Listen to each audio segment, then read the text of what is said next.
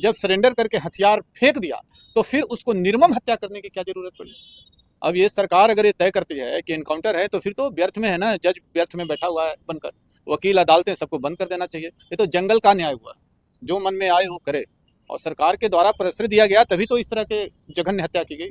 कि मांझी जी की बात नहीं करिए, कभी वो ब्राह्मणों को भी गाली देते हैं, कभी भगवान राम पर भी प्रश्न चिन्ह उठाते हैं, कभी कुंभ में जाके 3 बार डुबकी भी लगाते हैं, कभी हम लोगों के मंच पर आके जय श्री राम का नारा भी लगाते हैं। तो इस तरह के व्यक्तियों को कहिएगा, जिस तरह से फेक एनकाउंटर हुआ है, किस तरह से आप लोग जवाब दीजिएगा कल?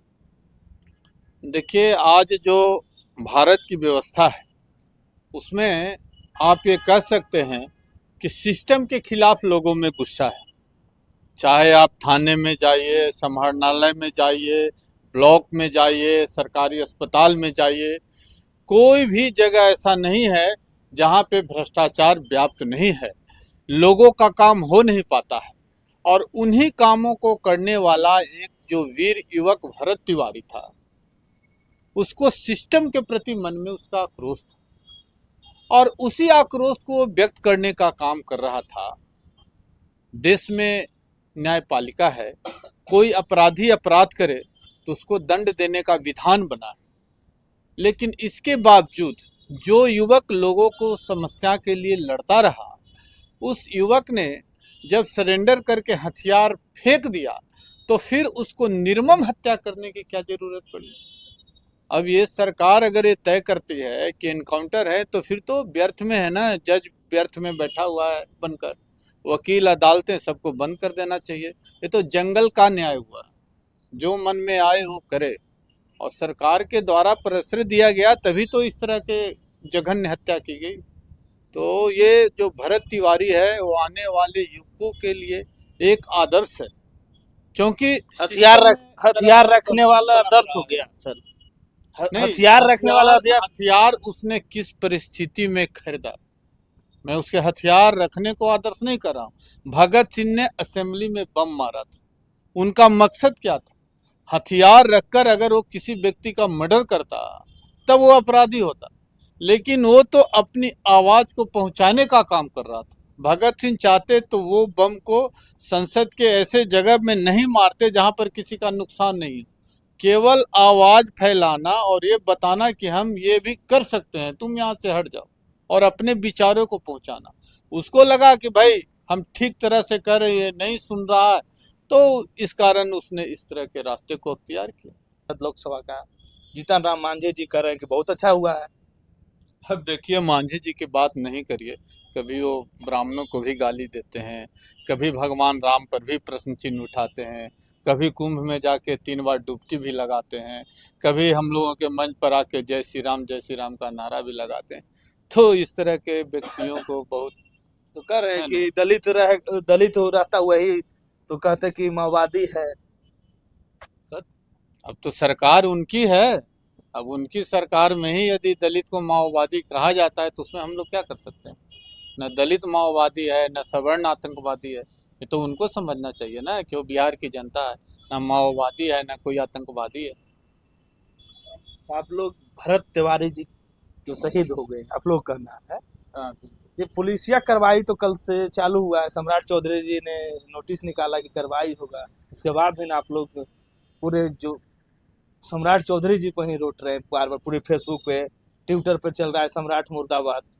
नहीं, ये क्यों चल रहा है और इतने दिनों के बाद उनकी नींद क्यों टूटी? जब लगा कि पूरे देश में, मैं तो बिहार और उनके गांव के बात को छोड़कर कहता हूं, जब लगा कि पूरे देश में इस व्यवस्था के प्रति आक्रोश पनप रहा है, और जब सोशल मीडिया से लेके उनके गांव तक हजारों लाखों लोगों का काफिला बढ़ने लगा, तब जाकर ये किया। अगर इतने ही सम्राट चौधरी को ज्ञान था तो जैसे ही ये घटना हुई थी, सोशल मीडिया पर ये पोस्ट आया था, देखे थे, तुरंत संज्ञान में क्यों नहीं लिए? एक सवाल है सर कि जिस पार्टी का भी यहाँ मुख्यमंत्री हैं, उन पार्टी के अधिकतर विधायक उनके घर पर पहुंच चुके हैं, उसके बाद उनको अभी तक न्याय नहीं हुआ। उनके माँ कह रहे हैं कि हम जब तक श्राद्ध नहीं करेंगे, जब तक मेरे बेटा को इंसाफ नहीं मिल जाता है, जब तक हम श्राद्ध नहीं करेंगे। तो जो विधायक जी जा रहे हैं उनसे क्या सवाल आप लोग कीजिएगा? नहीं, विधायक जी जो जा रहे हैं, उन्हीं का जो सरकार है नहीं ठीक है ना, वो जा रहे हैं तो यदि आप तो वहाँ पर देख रहे होंगे कि भरत तिवारी के लिए पासवान जाति के लोग भी रो रहे हैं। अगर व्यवस्था बनी है कि ये व्यक्ति गरीब है, इसके पास आवास नहीं है, आवासीय व्यवस्था होनी चाहिए, और इसके बाद भी नहीं हो रही है, व्यवस्था बनी है सरकारी हॉस्पिटल की और इसके बाद भी यदि प्राइवेट हॉस्पिटल लूट रहा है, व्यवस्था बनी है यदि सरकारी स्कूल की, उसके बाद भी प्राइवेट स्कूल में ज़्यादा नामांकन हो रहे हैं, ज़्यादा फल फूल रहा है, तो कहीं न कहीं सरकार की व्यवस्था तो फेल है ना। तो सरकार की फेल व्यवस्था को छुपाने के लिए वो तो सहानुभूति लेने के लिए जा रहे हैं वहाँ पर।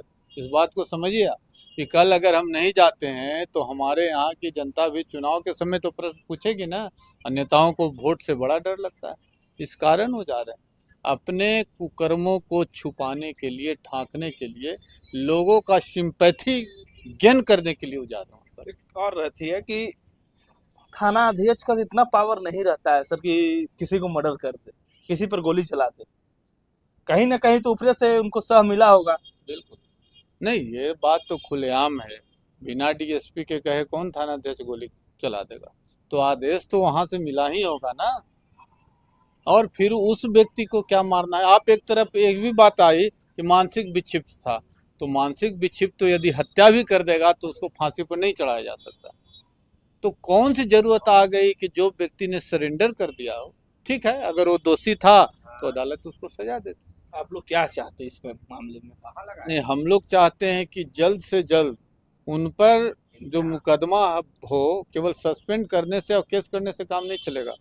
302 का मुकदमा चले, धारा 302 के तहत मुकदमा चले, और जितने ऊपर से नीचे तक के पदाधिकारी जिनके आदेश से हुआ, जो वहाँ घटना स्थल पर उपस्थित थे, उन सभी पर 302 का मुकदमा होना चाहिए और उनको जेल के शिकंजों में बंद होना चाहिए। कल का क्या कार्यक्रम है? कितने बजे से है आप लोग? कल हम लोग आज़ाद पार्क से, चूंकि ये सर्व समाज का विषय है, इसलिए सर्व समाज के लोग उस आक्रोश मार्च में आएंगे। अभी हम सब लोग परमिशन लेने के लिए जा रहे हैं। यदि परमिशन मिलता है तो कल भारी संख्या में हम लोग मशाल जुलूस निकालेंगे, और ये जुलूस आज़ाद पार्क से शुरू होकर समाहरणालय के पास जाकर समाप्त होगा। क्या कहिए गया के वासियों को? गया के वासियों से मैं यही अपील करना चाहता हूं कि कल के मशाल जुलूस में भारी सी भारी संख्या में उपस्थित होकर भरत तिवारी और ये जो सिस्टम है वो पूरी तरह जो करप्ट हो चुका है उसके खिलाफ अपनी मौजूदगी दर्शाए। कल गया में मशाल जुलूस निकाला जा रहा है, आप लोग क्या सोचते हैं इस पे? भरत तिवारी पर क्या सोचते हैं? कमेंट बॉक्स में जवाब दीजिए। मिलते हैं अगले वीडियो में। जय हिंद।